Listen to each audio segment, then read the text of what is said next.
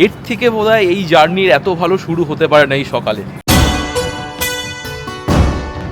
New Cooch Behar স্টেশনে নেমেছিলাম, ওখানে দেখলাম গরম গরম কচুরি আর সয়াবিন আলু তরকারি বিক্রি হচ্ছিল। এটাই পশ্চিমবঙ্গের লাস্ট স্টপেজ এই ট্রেনের। 26 ঘন্টা ট্রেন জার্নির পরে আমরা ফাইনালি এসে পড়েছি। এটা কি আদৌ সত্যি যে রাত্রে কেউ যায় না, নাকি এটা একটা মিথ হয়ে গিয়েছে, সেটা আমরা একটু তুলে ধরার চেষ্টা করি। গুয়াহাটি মানেই যেন ওই নর্থ ইস্টের দরজাটা খুলে যায় আমাদের সামনে এক ঝটকায়।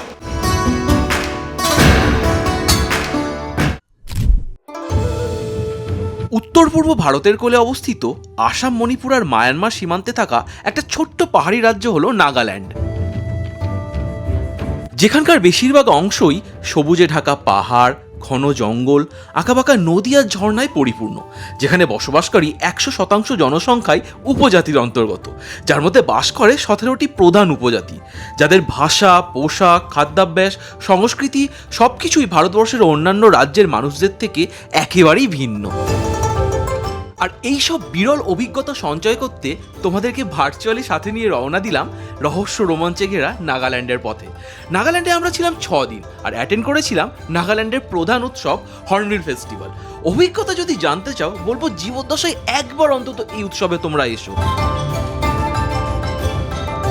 তাছাড়া এখানে আসা, থাকা, খাওয়া, ঘোরাফেরা করা, বিশেষ করে কোনো ট্রাভেল এজেন্সি ছাড়া নিজেরা তোমরা কিভাবে ঘুরবে সব কিন্তু থাকছে নাগাল্যান্ড সিরিজের এই পর্বগুলোতে। তাই বলবো সাথে থেকো বন্ধুরা, আর দেখতে থাকো আমাদের এই ব্লগগুলো।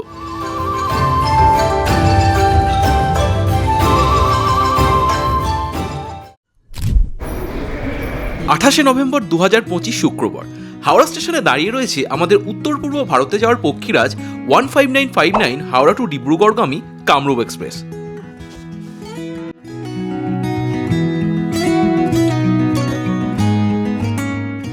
ঘড়িতে সময় 6:30। নির্ধারিত সময় আমাদের train 15959 Kamrup express Howrah station থেকে বেরিয়ে পড়েছে আমাদের গন্তব্যের দিকে। এই ভিডিও থাম্বনেল আর ডেসক্রিপশন দিচ্ছে যারা এই ভিডিওতে এসছো, তারা তো আমাদের গন্তব্য সম্বন্ধে জেনেই ফেলেছো। তবে এই ভিডিওটা কিন্তু আমাদের গন্তব্য নিয়ে নয়। এই ভিডিওতে আমরা চেষ্টা করব এই কামরূপ এক্সপ্রেসের যে জার্নিটা সেটা কেমন। আর এই জার্নিতে কিন্তু আমি একা নয়, এবারে আমার সাথে চলেছে বুবু রানী। আর বুবু কিন্তু এবারে যে আমাদের সিট অ্যালটেড হয়েছে সেটা নিয়ে বেশ অখুশি, কারণ অন্যান্য ট্যুরগুলোতে মোটামুটি একটা না একটা লোয়ার পড়লেও এবারে একটা পড়েছে আমাদের সাইড আপার আর একটা পড়েছে আপার। তো আমাদের প্রায় 26 থেকে 28 ঘন্টার জার্নি, তো দুটোই আপার পড়েছে। বুবু রীতিমতো লেগে বসে আছে।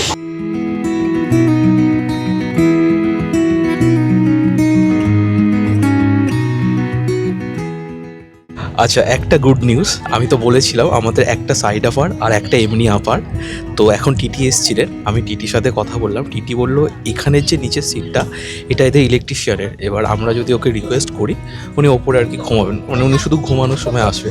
তো এটা শুনে তো বুবুর যে রাগী মুখটা ছিল, এখন বুবুর দিকে আমি ক্যামেরাটা প্যান করি, দেখো কি করছে ব্যাটা। বুবু একটা মিষ্টি নিয়েছে, নিয়ে বুবু মিষ্টি খেতে আরম্ভ করেছে আনন্দে। Bubu, are you happy now? বিশাল হ্যাপি আমি, সেই জন্য মিষ্টি খাচ্ছি। মিষ্টি যাক, জার্নির শুরুটা যতটা খারাপ ভেবেছিলাম অতটাও খারাপ হয়নি। তাহলে যাই হোক, চলো।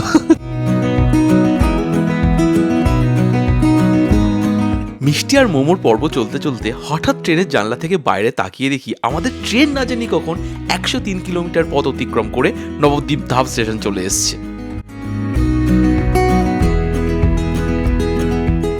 আমি এদের প্যান্টিঘাট থেকে আমাদের ডিনার অর্ডার করেছিলাম, তো ডিনার চলে এসছে। এটাতে রাইস আছে আর এটাতে চিকেন। 180 টাকা প্লেট নিল।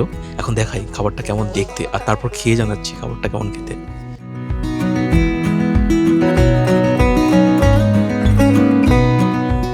সবজিটাও ভালো খেতে, কম মশলা, আর সব থেকে বড় কথা খাবারটা গরম। এই ঠান্ডায় এসিতে গরম খাবার খেতে দুর্ধর্ষ লাগছে।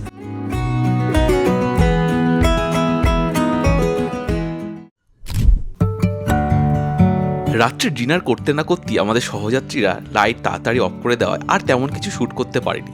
তারপর এক ঘুমে রাত কাভার করার পরে যখন সকালে ঘুম ভাঙলো, উফ, এই ল্যান্ডস্কেপগুলো দেখে তোমরা নিশ্চয়ই বুঝতে পারছো আমরা ডুয়ার্সের কত কাছাকাছি চলে এসেছি। আর সকালের মিঠে আলোতে যে স্টেশনের নাম আমরা প্রথম পড়তে পারলাম সেটা হলো জলপাইগুড়ি রোড।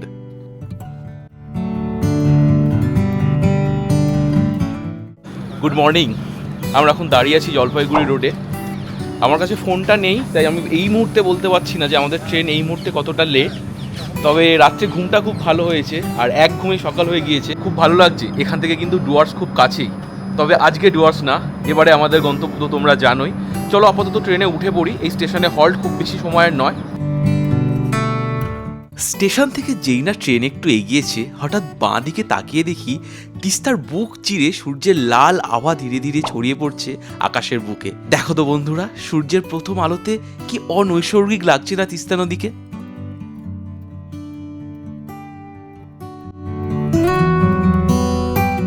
এখন আমি দাঁড়িয়ে আছি নিউ ময়নাগুড়ি স্টেশনে। কেমন মন খারাপ লাগে বলো তো বন্ধুরা, ডুয়ার্সের মাটিতে দাঁড়িয়েও আমাদের আবার ট্রেনে উঠে পড়তে হবে। তবে কুছ পরোয়া নেই, কারণ তোমরা যদি সাথে থাকো আমরা আবারও চেষ্টা করব এই বছর অন্তত একটা না একটা ডুয়ার্সের ট্রিপ করার। একটা ইম্পর্টেন্ট কথা বলে দিই, আমাদের মোটামুটি 1223 কিলোমিটার জার্নিতে এখন অবধি 611 কিলোমিটার পথ আমরা পার করে এসেছি। আর ট্রেন কিন্তু সাংঘাতিক রাইট টাইমে চলছে, মানে অলমোস্ট এখন কটা বাজে, 6:25। এই স্টেশনে ট্রেনটা ঢোকার কথা 6:21, মানে বুঝতেই পারছো ট্রেন কেমন রাইট টাইমে চলছে। বাকি কালকে রাত্রে হাওড়া স্টেশনে যা কড়াকড়ি ছিল, আমরা একটু ভিডিও শ্যুট করতে পারিনি। আর রাতে ট্রেনে ওঠার পরে সবাই তাড়াতাড়ি রাতে ট্রেনের লাইটটা অফ করে দেয়, তো সেই জন্য ট্রেনেরও ভেতরে খুব বেশি ছবি তুলতে পারিনি। তবে এই ট্রেনটা নিয়ে দু একটা কথা বলি, এই ট্রেনটার কিন্তু অ্যামিনিটিস খুব বেসিক, মানে আমরা সাইডে বসে আছি, ওখানে বেসিক চার্জ দেওয়ার পোর্টটাও নেই। যাই হোক, আপাতত সকাল হয়ে গিয়েছে আর আমাদের রাতে ঘুমটাও খুব ভালো হয়েছে। বুবু এখনো ঘুমাচ্ছে। দিনের আলো যেহেতু ফুটে গিয়েছে, তাই এবার ট্রেনের ভেতর থেকে ট্রেনটা কেমন আর ট্রেনের দুপাশের যে এখন প্রাকৃতিক পরিবেশ, সেটা দেখতে দেখতে চলো আমরা আমাদের যাত্রা কন্টিনিউ করি। বাকি ট্রেনের দিকে চলো রওনা দিই, কারণ অলরেডি হর্ন দিয়ে দিয়েছে ট্রেনের। ময়নাগুড়ি ছাড়াতে না ছাড়াতে সূর্যের মিঠে রোদ ট্রেনের জানালা গলে এসে তার কোমল পরশ ছড়িয়ে দিল আমাদের সারা শরীরে।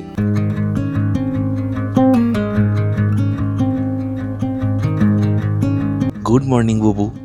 Good morning. রাত্রে ঘুম কেমন হয়েছে? রাত্রেবেলা ঘুম আমার কিন্তু বেশ ভালো হয়েছে।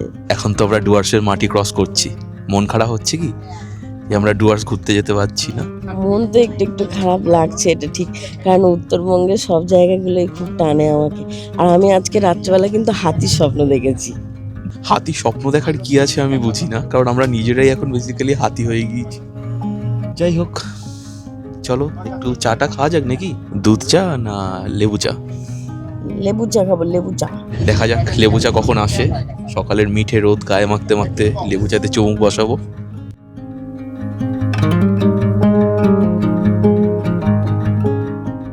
বোঝাই যাচ্ছে শহরের ব্যস্ততা থেকে এখন আমরা বহু দূরে। এই তো দেখো না, সবে মাত্র তিস্তা নদী পার করে এলাম, আর এখন পার করছি 59 নম্বর জলঢাকা নদীর ব্রিজ। ট্রেন জার্নির আনন্দটাই এটা। তুমি ছোট হও বা বড়, জানালার ধারে বসে প্রকৃতি দেখতে দেখতে কখন যে সময় চলে যায় টেরই পাওয়া যায় না। যদিও হ্যাঁ, তার জন্য প্রকৃতির প্রেমী হওয়াটা কিন্তু জরুরি, নয়তো 26 ঘন্টার ট্রেন জার্নি তোমাদের কাঁটার মতো বিঁধবে। তবে ছাড়ো এখন এই নেগেটিভ কথা, কারণ এই যাত্রাপথ আর প্রকৃতির মেলবন্ধন আমাকে কোনো নেতিবাচক ভাবনা চিন্তার অবকাশই দিচ্ছে না। শুধু একটাই অভিযোগ, আমাদের ভিডিও তোমাদের ভালো লাগুক খারাপ লাগুক একটা কমেন্টে জানিও। বিশ্বাস করো বন্ধুরা, তোমরা যদি আমাদের ভিডিওতে কমেন্ট করো না, আমাদের ভীষণ ভীষণ মোটিভেটেড ফিল হয়। মনে হয় এরকম আরও সুন্দর সুন্দর ট্রাভেল সিরিজ তোমাদের সাথে শেয়ার করি। ওই দেখো, কথা বলতে বলতে আবার এসে পড়লো উত্তরবঙ্গের একটা খুব শান্তশিষ্ট আর আমাদের খুব পরিচিত একটা স্টেশন। জানো তো বন্ধুরা, উত্তরবঙ্গের এই সমস্ত স্টেশনগুলোতে না কোনো বড় শহরের স্টেশনের মতো কোলাহল থাকে না। শুধুমাত্র ট্রেন ঢোকার পরে যাত্রী আনাগোনায় স্টেশনটা প্রাণবন্ত হয়ে ওঠে।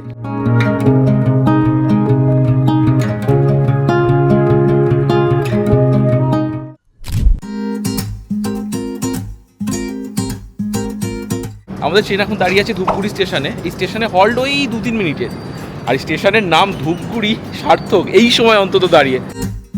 সামনেটা দেখেছো কেমন রোদ উঠেছে? শীতের সকালের প্রথম মিঠে রোদ, এর থেকে বোধহয় এই জার্নির এত ভালো শুরু হতে পারে না এই সকালে। দারুণ লাগছে, দারুণ লাগছে। চলো ট্রেনে উঠে পড়ি, হর্ন দিচ্ছে ট্রেন।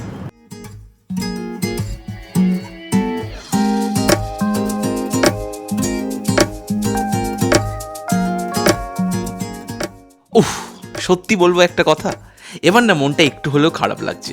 কারণ আমরা যতই দীঘা পুরী মন্দারমণি যাই না কেন, বাঙালিরা জানে উত্তরবঙ্গের টান তাদের কাছে কি।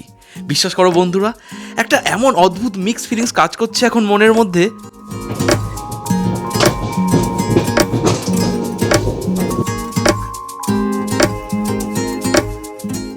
ঘড়িতে সময় 8:05। এখন আমরা দাঁড়িয়ে আছি নিউ কোচবিহার স্টেশনে।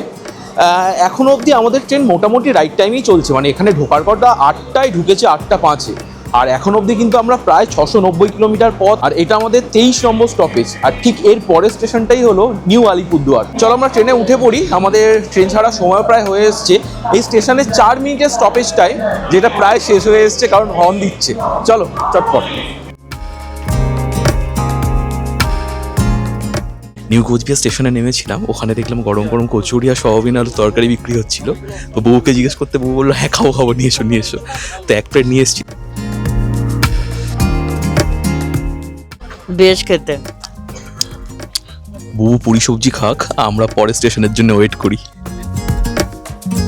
অবশেষে চায়ের কাপে চুমুক পড়লো, আর ট্রেনের জানালা থেকে মাঠের মাঝে রোদের খেলা দেখতে দেখতে চায়ে চুমুক দিতে যে স্বর্গসুখ অনুভব করছিলাম না, তা বলে বোঝাতে পারবো না। हावड़ा डिब्रूगढ़ कामरूप एक्सप्रेस प्लेटफॉर्म क्रमांक 1 पर आ चुकी है। এখন দাঁড়িয়ে আছি নিউ আলিপুরদুয়ার স্টেশনে। ওহ, জলদাপাড়ার এত কাছে এসেও জলদাপাড়ায় না গিয়ে আমাদেরকে এগিয়ে যেতে হচ্ছে। তবে ওই যে কিছু কিছু পাওয়ার জন্য কিছু কিছু পিছনে ফেলে যেতে হয়। এবারে আমাদের জার্নিতে আমরা যা দেখতে চলেছি তার জন্য এরকম একবার জলদাপাড়ার ওপর থেকে ক্রস করে গেলেও ক্ষতি নেই। তবে হ্যাঁ, এটা ঠিক, আমি কথা দিচ্ছি একবার না একবার অন্তত জলদাপাড়া আসবই এবং দেখাবো জলদাপাড়ার অভয়ারণ্যের সাফারি কেমন হয় সেটা। যাই হোক, এই স্টেশনের স্টপেজ টাইম মিনিট 5-এর, আর ট্রেন মোটামুটি মিনিট 15 লেটে চলছে। হয়েও এসছে আমাদের ট্রেন ছাড়ার টাইম। চলো ট্রেনে উঠে যাই। আরেকটা ইম্পর্টেন্ট কথা বলে দিই, এর পরের স্টপেজ সেটা হচ্ছে নিউ কামাখ্যাগুড়ি। সেটা কিন্তু পশ্চিমবঙ্গের লাস্ট স্টপেজ, মানে তারপরেই আমরা প্রবেশ করে যাব আসামে।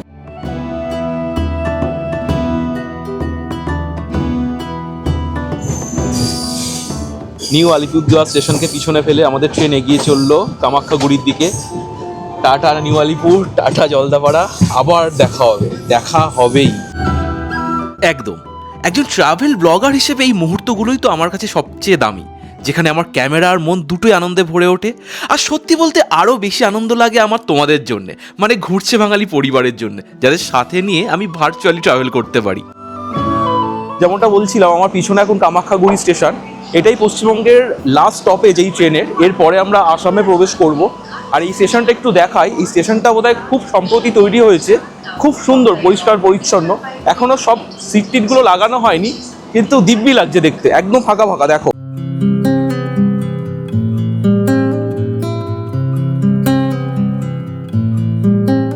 এই কামাখ্যাগুড়ি স্টেশন ছেড়ে যাওয়ার মুহূর্তটা শুধু একটা যাত্রার শুরু নয়, বরং প্রকৃতির সাথে নতুন করে পথ চলার এক সুন্দর অনুভূতি। কারণ এই প্রথম আমরা উত্তর পূর্ব ভারতে যাচ্ছি।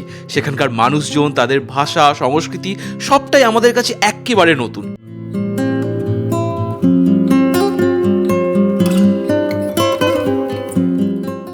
কামাখ্যাগুড়ি স্টেশনের পরে একটা মিষ্টিওয়ালা উঠেছিল, তো আমি একটা কালাকাঁদ আর একটা চমচম নিয়েছিলাম। কালাকাঁদটা এভারেজ খেতে, কিন্তু চমচমটা এতটা ইউনিক খেতে আমি বলে বোঝাতে পারবো না। মিষ্টিওয়ালাটা যদি আবার আসে আমি অন্তত 5টা নেবো খাওয়ার জন্য। একদম পরিমিত মিষ্টি, মানে চমচম এত কম মিষ্টি আমি বহুদিন খাইনি। দারুণ লাগছে। কালাকাঁদটাও ভালো, তবে চমচমটা আউটসাইন করছে সব কিছুকে।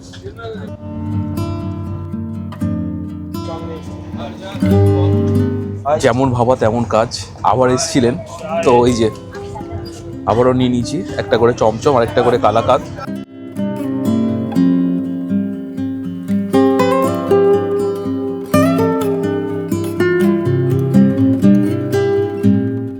পার করছি বঙ্গাইগাঁও স্টেশন। বোঝাই যাচ্ছে যে স্টেশনটা একেবারে ঝাঁ চকচকে, বেশ শান্ত আর নিরিবিলি পরিবেশ। আজ হঠাৎ মনে পড়লো ছোটবেলায় যখন মায়ের সাথে স্কুলে যেতাম, তখন ভাবতাম ট্রেনের সাথে সাথে বুঝি গাছপালাগুলোও চলছে। আজ পিঠ থেকে বইয়ের ব্যাগ নেমে গিয়েছে এটা ঠিক, তবে কাঁধে চেপে বসেছে অনেক অনেক দায়িত্ব। ট্রাভেল করতে করতে মধ্যবিত্ত বাঙালির যখন এনার্জি কমে যায়, তখন মধ্যবিত্ত বাঙালি কি এনার্জি নেয় দেখো। এখন আমি আর বুবু এই মুড়ি ঝুড়ি আর বাদাম এনেছিলাম বাড়ি থেকে, তো সেটাই চলছে। দীঘা। আর আমাদের ট্রেন এখন মোটামুটি 850 কিলোমিটার পথ অতিক্রম করে ফেলেছে, আর বোধহয় খুব বেশি হলে 400 কিলোমিটার বাকি। এটুখানিও মেরে দেবো আশা করি। কি যে অপূর্ব দেখতে লাগছে কি বলবো। জানালার বাইরে ভেসে ওঠা আসামেরই সবুজ প্রকৃতি আর বিস্তীর্ণ ধান ক্ষেত, যার মধ্যে চোখে পড়ছে সবুজের মাঝখানেই ছোট্ট ছোট্ট গ্রামগুলো। মনে হচ্ছে জীবনানন্দের এক একটা কবিতা যেন জীবন্ত ছুটে চলেছে আমাদের সাথে। প্রকৃতির রঙিন ছন্দ এখন সূর্যের মিঠে রোদের সাথে একেবারে মিলেমিশে একাকার। তোমরা এর পরের স্টেশনগুলোর নামগুলো একটু খেয়াল করো বন্ধুরা। কোনো কবি ছাড়া এত সুন্দর স্টেশনের নাম দেওয়া বোধহয় কার্যত অসম্ভব। এখন যে স্টেশনে দাঁড়িয়ে রয়েছি, এই স্টেশনের মতো এত সুন্দর নাম আমার মনে পড়ছে না আমি আগে দেখেছি কিনা। স্টেশনের নামটা কি পড়তে পারছো তোমরা? পাঠশালা। অদ্ভুত, মানে আসামের এই স্টেশনটা যতটা সুন্দর, এই স্টেশনের নামটাও ততটাই সুন্দর। এখনো অবধি প্রায় আমরা 900 কিলোমিটারের কাছাকাছি চলে এসেছি। আমাদের টোটাল যাত্রা তো বলেই দিয়েছি আগে 1240 কিলোমিটারের আশেপাশে, সুতরাং বুঝতেই পারছো অনেকটাই কভার করে ফেলেছি। আপাতত এই স্টেশনে হল টাইম 2 মিনিট, তবে মনে হচ্ছে আরেকটু বেশিক্ষণ দাঁড়ালে আরও ভালো লাগতো। স্টেশনটা দেখো কত পরিষ্কার পরিচ্ছন্ন আর ফাঁকা, এবং বিশেষ করে যেটা আমি বারবার বলছি, এই স্টেশনের নামটা পাঠশালা। দারুণ দারুণ।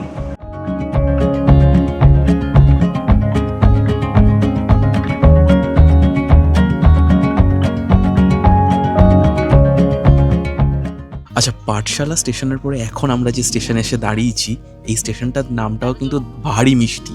এই স্টেশনটার নাম টিহু।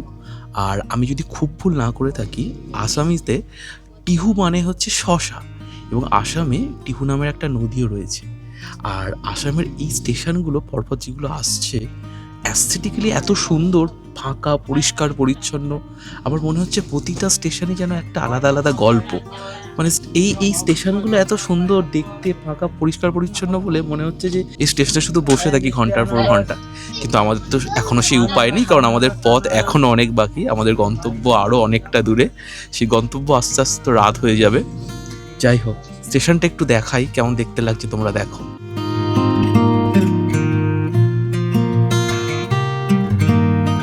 টিহু স্টেশন ছেড়ে ট্রেন চলার এই অনুভূতিটা না আমাদের মনে বহুদিন থেকে যাবে, কারণ এত সাজানো গোছানো আর মিষ্টি একটা স্টেশন আমাদের এই ছোট্ট ট্রাভেল ব্লগিং কেরিয়ারে খুব বেশি চোখে পড়েনি। তবে সব ভালোর সাথে সাথে তোমাদের সাথে একটা তিক্ত অভিজ্ঞতাও শেয়ার না করে থাকতে পারলাম না। 5 জনের টিকিট কেটে যখন একটা ধেড়ে খোকা নিয়ে 6 জন সিট দখল করে বসে পড়ে, তখন আমার মতো ইন্ট্রোভার্টদের বোধহয় নিজের সিটে না বসে এদিক ওদিক ঘুরে বেড়ানো ছাড়া আর কোনো উপায় থাকে না। যেমনটা বলছিলাম, টিহু দেখো, বুবুর হাতে এখন টিহু। বুবু টিহু খাক, আমরা একটু এগিয়েছি সামনের দিকে, দেখি কোন স্টেশন আসে এরপরে।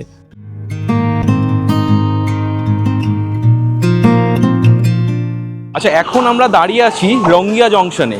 এই রঙ্গিয়া জংশন কিন্তু এই কামরূপ এক্সপ্রেস এই ট্রেনটার ক্ষেত্রে খুব গুরুত্বপূর্ণ। যদি বলো কীরকম, সপ্তাহে 2 দিন এই রঙ্গিয়া এক্সপ্রেস রাঙাপুর হয়ে ডিব্রুগড় যায়। মানে সপ্তাহের এই 2 দিন, মানে সোমবার আর শুক্রবার, এই ট্রেনটা গুয়াহাটি বা ডিমাপুর এই 2 স্টেশনে যায় না। তো এই জিনিসটা মাথায় রেখো, যায় একই জায়গায়, মানে ডিব্রুগড়ে সপ্তাহে 7 দিন। সপ্তাহে 2 দিন সোমবার আর শুক্রবার এই ট্রেনটা ডি ট্যুর নেয় এখান থেকে, মানে এই রঙ্গিয়া থেকে, আর চলে যায় সরাসরি ডিব্রুগড়ে। আর বাকি দিনগুলোতে গুয়াহাটি হয়ে পৌঁছায় ডিব্রুগড়ে, মানে গুয়াহাটি, ডিমাপুর, তারপরে ডিব্রুগড়। বাকি চলো, আমাদের ট্রেন হর্ন দিয়ে দিয়েছে, আমরা ট্রেনে উঠে পড়ি।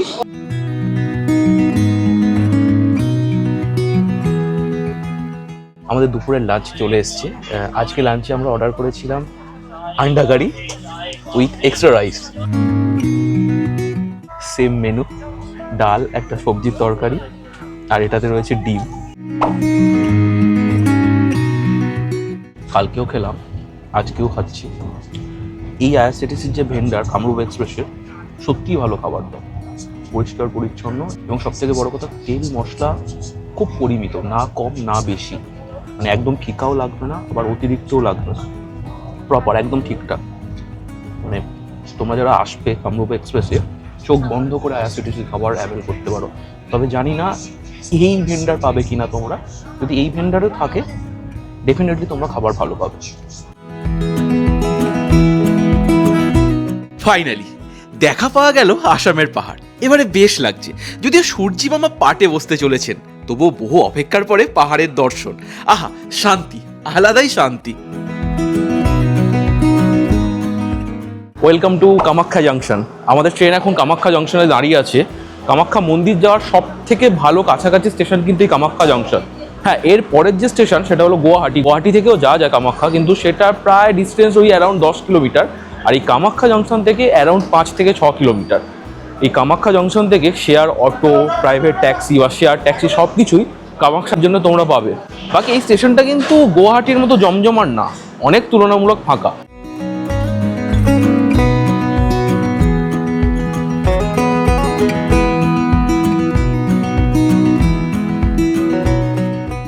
আমাদের ট্রেন এসে পৌঁছেছি গুয়াহাটি স্টেশনে। বা বলা ভালো gateway of north east India, বা বলা ভালো সিটি অফ টেম্পল। যে নামেই ডাকো না কেন, গুয়াহাটি মানেই যেন ওই নর্থ ইস্টের দরজাটা খুলে যায় আমাদের সামনে এক ঝটকায়। একটা কথা বলে রাখি, 973 কিলোমিটার রাস্তা আমরা এতক্ষণে পার হয়ে গিয়েছি, কিন্তু আমাদের ট্রেন একদম অন টাইম চলছে, যেটা রেকর্ড বললেও ভুল বলা হবে না। দুর্ধর্ষ এটা। আমাদের ট্রেন পৌঁছানোর কথা 8:40-এর আশেপাশে, রাত 8:40। এখন দেখা যাক এখান থেকে আমাদের ডিমাপুর যেতে আর কতক্ষণ সময় লাগে। 8:40-এই পৌঁছায় নাকি তার থেকে অনেক বেশি লেট হয়।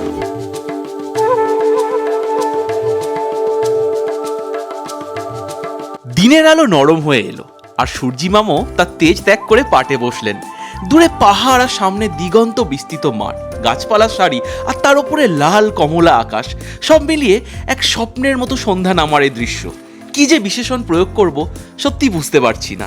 এক কথায় অপূর্ব অপূর্ব এই দৃশ্য, আর অসাধারণ এই মনোরম অভিজ্ঞতা। এই অভিজ্ঞতাকে পাথেয় করে শুরু হলো আমাদের নাগাল্যান্ড সিরিজের পথ চলা। চোখ রেখো আমাদের এই ঘুরছে বাঙালি চ্যানেলে, কারণ নাগাল্যান্ড সিরিজ নিয়ে পর কিন্তু এই ধরনের ভিডিও আসতে থাকবে। কথা দিচ্ছি, এই সিরিজ নিয়ে আমরা তোমাদের হতাশ হওয়ার বিন্দুমাত্র সুযোগ দেব না। শুধুমাত্র তোমাদের কাছে একটাই রিকোয়েস্ট, যদি আমাদের ভিডিও তোমাদের একটু হলেও ভালো লাগে, প্লিজ একটা কমেন্ট করে জানিও, কারণ তোমাদের কমেন্টগুলো না আমাদের ভীষণভাবে মোটিভেট করে এই ধরনের সুন্দর সুন্দর ট্রাভেল সিরিজ তোমাদের সামনে তুলে ধরতে।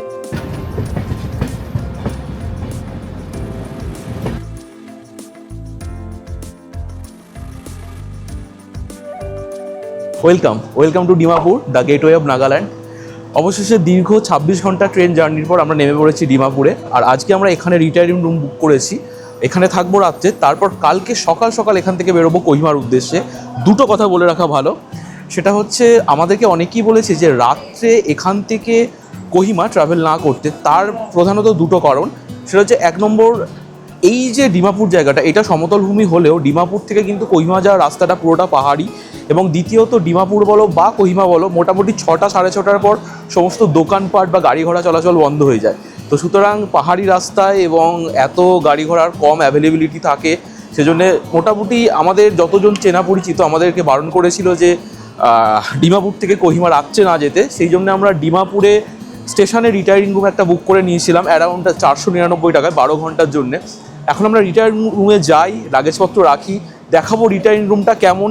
তারপর আমরা চেষ্টা করবো একটু স্টেশনের বাইরে যাওয়ার, আর স্টেশনের বাইরের আসল চিত্রটা কেমন এই 2025-এর শেষে দাঁড়িয়ে সেটা তোমাদের সাথে তুলে ধরার। চলো আপাতত আমরা রিটায়ারিং রুমের দিকে যাই। এই যে আমাদের কামরূপ এক্সপ্রেস আমাদেরকে ডিমাপুরে নামিয়ে এখন ছুটে চলেছে ডিব্রুগড়ের উদ্দেশ্যে। বাবু টাটা করে দাও, 26 ঘন্টা এলে। চলো।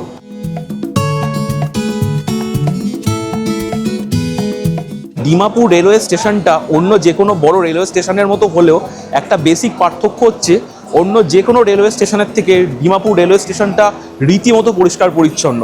আমি চারদিকটা একটু দেখাই, তোমরা বুঝতে পারবে।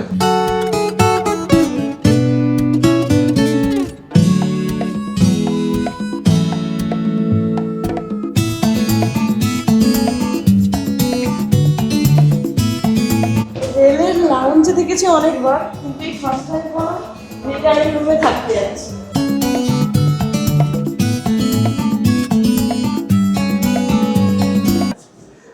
রিটায়ারিং রুমে চেক ইন করে নিয়েছি, চাবি দিয়ে দিয়েছে আর বেডশিট দিয়েছে দুটো। এই যে আমাদের রুম নাম্বার 6 রিটায়ারিং রুম। আর এই যে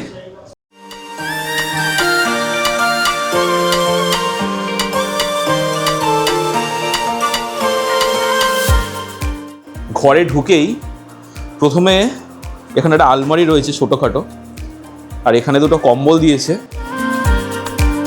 কম্বল দুটো ধোয়া, গন্ধ নেই। এই যে দুটো খাট, এখানে একটা জামা কাপড় শোকানোর র্যাক টাইপের রয়েছে। আর এই দেয়ালের হালটা দেখো, এইটা রীতিমতো কেমন একটা লাগছে দেখে। আয়না রয়েছে, একটা চেয়ার, ডাস্টবিনটা দেখি ক্লিন কিনা। ডাস্টবিন তো খোলে না, পা দিয়ে ম্যানুয়াল। এখানে স্নান করার জায়গা, এটা বাথরুম, এই যে বেসিন রয়েছে। আর কি চাই একটা 499 টাকার নন এসি রিটায়ারিং রুমে, তাও আবার সরকারি। যাই হোক, কোনো রকমের রাতটা কাটাই চলো, কালকে সকালে থুড়ি। তার আগে আমরা তো ডিমাপুর স্টেশনের বাইরে যাব। আচ্ছা, বুকিং কাউন্টারে যে ছেলেটি ছিল ওর সাথে কথা বলে আমি একটা খুব গুরুত্বপূর্ণ তথ্য তোমাদেরকে জানিয়ে দিই। আমরা তো আগে থেকেই রিটায়ারিং রুম বুক করে এসেছি, কিন্তু তোমাদের ধরো খুব সার্টেন প্ল্যান হলো, বুক করতে পারলে না, বা এসে ধরো মনে হলো এখানে রিটায়ারিং রুমে থাকবে, তো তোমরা কিন্তু এখানে এসে স্পট বুকিংও করতে পারো। যদি এদের কাছে ডরমিটরিতে বা রিটায়ারিং রুমে জায়গা অ্যাভেলেবেল থাকে তাহলে এরা মোটামুটি জায়গা দিয়ে দেয়। এবং ওরা বললো যে ডিসেম্বরের 1 থেকে 10 এই সময়টায় মোটামুটি একটু চাপ থাকে, বাকি সময় মোটামুটি ডরমিটরি বা রিটায়ারিং রুম পাওয়া যায়। বাকি চলো আমরা একটু বাইরের দিকে যাই, দেখানোর চেষ্টা করি, যেটা বারবার বলছি যে ডিমাপুর স্টেশনের বাইরেটা কেমন দেখতে লাগে রাত্রে এবং বাস্তব চিত্রটা কেমন সেটা তোমাদের সামনে তুলে ধরার চেষ্টা করি।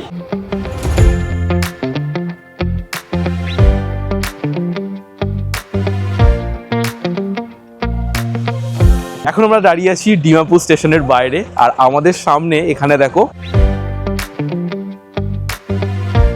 এই জায়গাগুলোর থেকে সব শেয়ার ট্যাক্সি বা প্রাইভেট ট্যাক্সি সব ভাড়া পাওয়া যায়।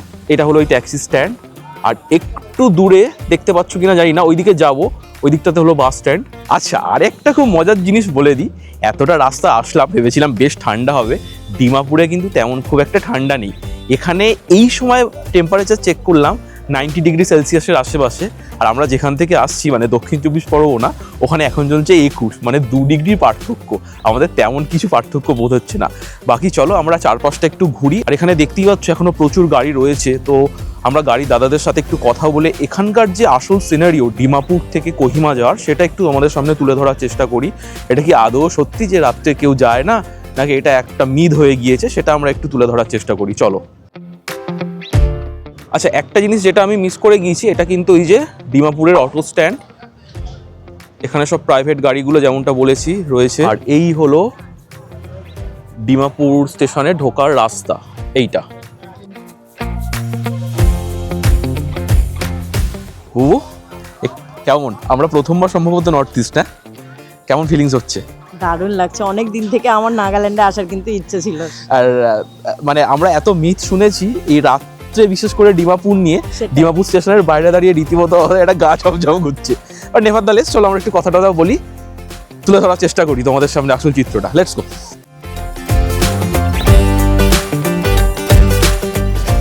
আচ্ছা, এখানে যে শেয়ার গাড়িগুলো চলে সেই ড্রাইভারদের সাথে আমি একটু কথা বললাম, কথা বলে কয়েকটা চমকপ্রদ খুব তথ্য আমি পেলাম, তোমাদের সাথে শেয়ার করি। 1 নম্বর, এরা বললো যে এখানে মানে ডিমাপুর থেকে কোহিমা অবধি সারা রাতই মোটামুটি গাড়ি পাওয়া যায়, তবে ওই 6টা সাড়ে 6টার পরে সবসময় শেয়ার গাড়ি অ্যাভেলেবেল থাকে না, তখন আর কি ওই প্রাইভেট গাড়ি রিজার্ভ করে যেতে হয়।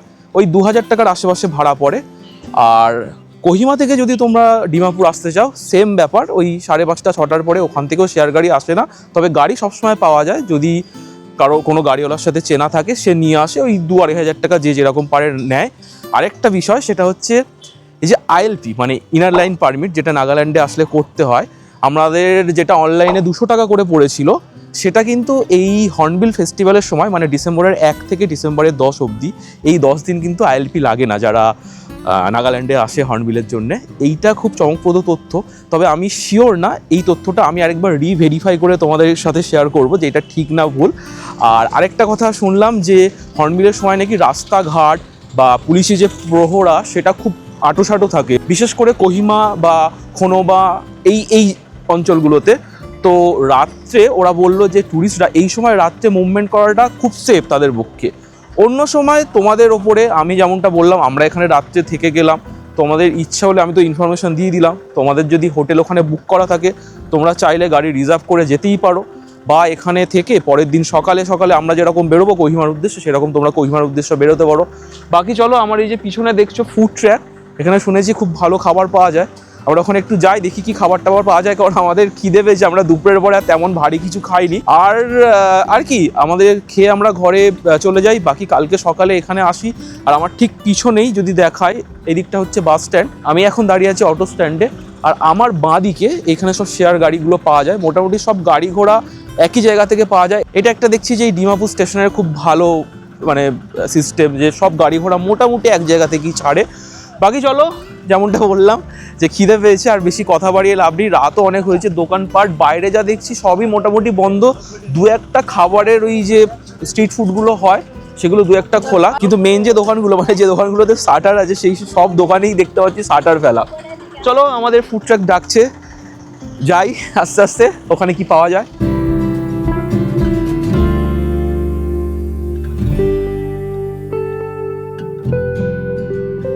যেতে যেতে আরেকটা ইম্পর্টেন্ট কথা বলে দিই, তোমরা ধরো বাই এনি চান্স রেলের রিটায়ারিং রুমে রুম পেলে না, তো এই যে অটোগুলো দেখতে পাচ্ছ আমার পিছনে, এই অটোগুলো কিন্তু এই স্টেশনের আশেপাশে যে হোটেল আছে যেখানে তোমরা রাত্রে থাকতে পারবে, সেই হোটেলের সামনে গিয়ে তোমাদেরকে ড্রপ করে দেবে। এবং এই স্টেশনের বাইরেও দেখো অনেকগুলো হোটেল আছে, এইখানে আছে হোটেল এনএসটি, এখানে আছে হোটেল সেভেন সিস্টার্স, ওখানে আছে একটা জলমহল। শুধু এই তিনটে না, এর আশেপাশে একটু হাঁটলেই আরও অনেক হোটেল রয়েছে।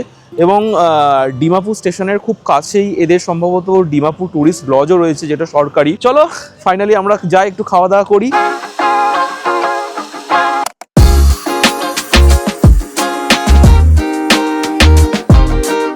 আমরা এখন বসে আছি ডিমাপুর স্টেশনের আইআরসিটিসির যে মাল্টি কুইজিন রেস্টুরেন্ট আছে যার নাম ফুড ট্র্যাক, সেখানে। এই রেস্টুরেন্টে এসে কিন্তু মানে আমরা রীতিমতো তাজ্জব বনে গেলাম, বলো, এত বড় স্পেসিয়াস এবং এত পরিষ্কার পরিচ্ছন্ন, এবং খাবারের দামগুলো খুবই এভারেজ, মানে রীতিমতো অ্যাফোর্ডেবল। তো খাবার এখনও টেস্ট করিনি, আমরা কি খাবার অর্ডার করব সেটাই এখনও আলোচনা চলছে। খাবারটা আসুক, খাবারটা খেয়ে বলি টেস্টটা কেমন।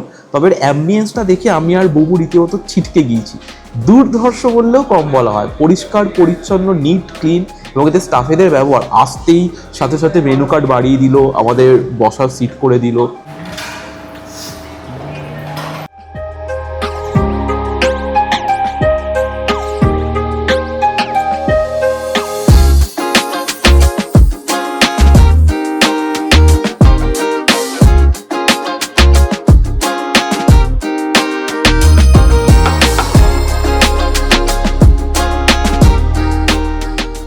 মন ভরে গেল। কি মিক্স ভেজ আর কি কড়াই চিকেন, দুটোই অসাধারণ খেতে, অসাধারণ খেতে। ওবো কেমন লাগছে? দারুণ লাগছে খেতে, দারুণ টেস্ট, সত্যি টেস্ট, দামের সঙ্গে একদম পারফেক্ট।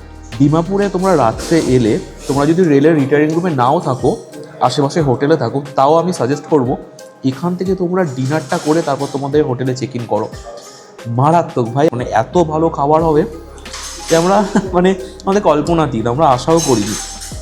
সত্যি মানে বিয়ন্ড এক্সপেকটেশন। বারবার বলছি, হাইলি হাইলি হাইলি রেকমেন্ডেবল এই জায়গাটা। এবং মানে আমরা রীতিমতো আঙুল চাটছি আর কি খেতে খেতে। বেশি কথা বলছি না, এখন আমরা খাওয়ায় কনসেন্ট্রেট করি, কারণ ওপরে ফ্যান চলছে, খাবারগুলো তাড়াতাড়ি ঠান্ডা হয়ে যাচ্ছে। তো বাই। আমরা খেয়ে বেরোলাম ফুড ট্র্যাক থেকে। স্টেশন শুনশান হয়ে এসছে, লোকজনও কমে এসছে, আর আমাদের ক্যামেরার ব্যাটারি আর শরীরের ব্যাটারি দুটোই অলমোস্ট এক্সস্টেড। তাই চলো আমরা এখন চলে যাই আমাদের রিটায়ারিং রুমে, ওখানে আমরা আজকের রাত্রের মতো এই ভিডিওটা শেষ করলাম। কালকে সকালে দেখা হবে সরাসরি শেয়ার ট্যাক্সি স্ট্যান্ড থেকে। আমাদের কালকের ভিডিওটা ওখান থেকেই শুরু হবে। বাকি আজকে রাত্রের মতো good night from Dimapur. Good night.